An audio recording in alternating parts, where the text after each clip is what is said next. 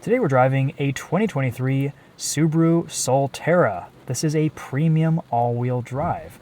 It goes about 228 miles on a full charge, costs around $46,000. And this is very similar to the Toyota BZ4X that we drove a couple months ago.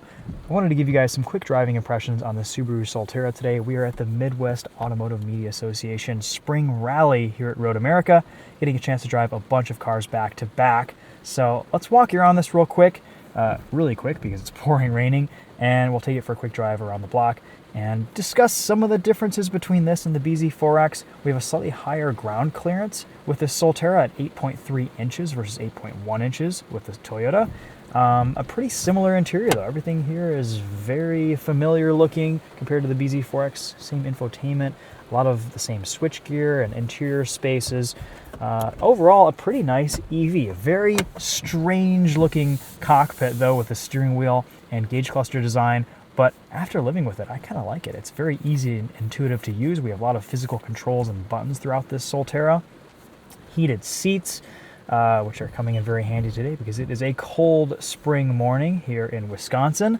Anyway, let's quickly hop outside into the rain and see what this looks like.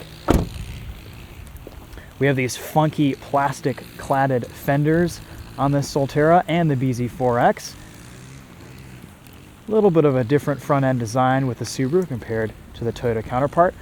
I like these 18-inch wheels with massive sidewalls. We have Bridgestone Turanza tires, 100 kilowatt max DC fast charging rate with the all-wheel drive Solterra. In this premium, we do not have a power lifting tailgate. A little bit of storage underneath. You can see here's our charger today, which we'll probably need at some point. A really nice rear seating space. We have a pretty flat floor to put our feet. These seats fold pretty flat too. No sunroof in this premium model.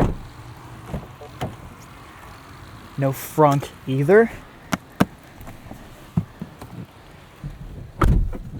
We have a slightly different shifter configuration here than what we're used to. You have to push it in and turn to put it in reverse or drive, which is kind of funky, but you get used to it very quickly. We have a few different drive modes. We have power, eco, and normal. And then you can enable X mode, dirt, snow, deep snow, mud, which will turn off traction control. We haven't tested this off-road yet. I'd like to take one of these off-road at some point, but for now we're just gonna be doing a street drive. All right, we'll turn on our wipers here and head out. This drives pretty much the same as the BZ4X on road. We'll enable our one pedal driving here.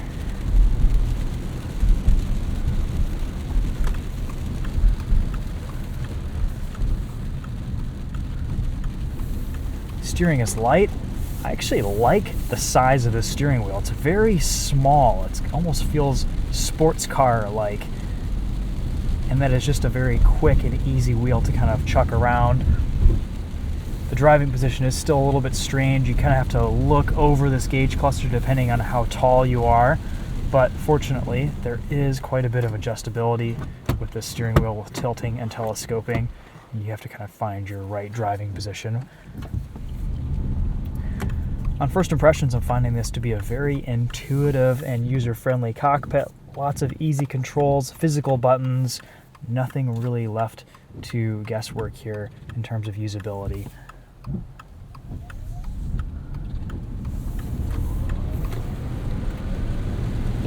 Decently quick too for only 215 horsepower out of an EV. This weighs a little bit less than a lot of the other EVs on the market at 4,300 pounds, about 4,365. A Mustang Mach-E is about 650 pounds heavier than this.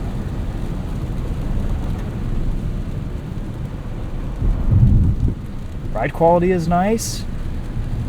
This all-wheel drive car definitely puts its power down a lot better from a start than the front-wheel drive cars do, the front-wheel drive BZ4X does, for example.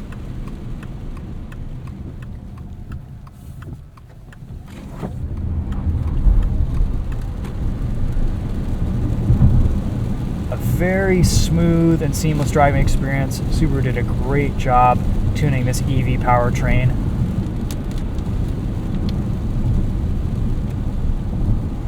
I have pretty good visibility all around. Door frames are nice and low.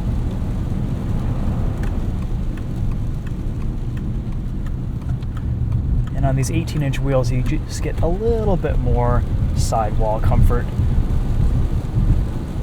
The ride isn't as jumpy as it is on the larger 20-inch wheels. Pretty familiar menus in the center gauge display, pretty similar looking to a lot of Toyota products.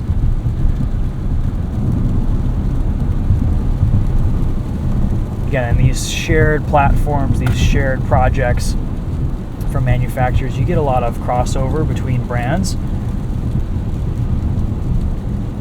And in this car, I think they've done a pretty nice job blending Subaru and Toyota efforts. I kind of prefer the way this Solterra looks. It's a little bit more toned down, a little bit more attractive in my mind. They pretty much seem to drive about the same.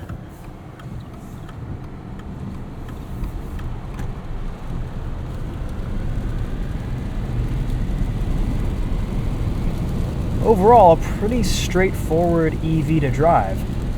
On camera, I've got to say, this whole steering wheel and driver control area seems pretty funky, but in person, it's actually pretty nice to use. I like the driving position a lot. The steering wheel, again, it falls to hand really nicely. The only problem I can see with it is that if you're a little bit of a shorter driver, you might have some trouble seeing between the wheel and the gauge cluster, so that is kind of some strange placement. Your experience may vary with this in terms of visibility with the digital center display. Yeah, hopefully we can spend some more time with one of these Solterras back in Michigan and give you guys some more driving impressions over a longer period of time. But upon first impressions, this is very similar to the BZ4X that we spent a few hours in out in California. It's a pretty nice EV. Some of the drawbacks are that this doesn't have quite the same fast charging tech that a lot of other EVs do. It's only 100 kilowatts for the all-wheel drive cars. And unfortunately, if you're doing road trips, that's going to be a pretty long time to sit and charge from 10 to 80% or whatever your state of charge you're at.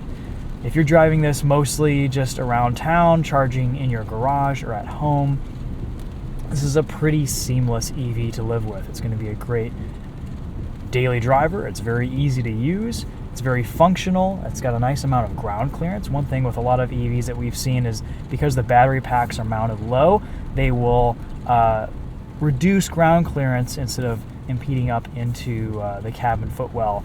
And this Solterra and BZ4X seems to do a pretty good job of maintaining a good level of ground clearance for off-road capability without packaging that battery pack too high in the floor.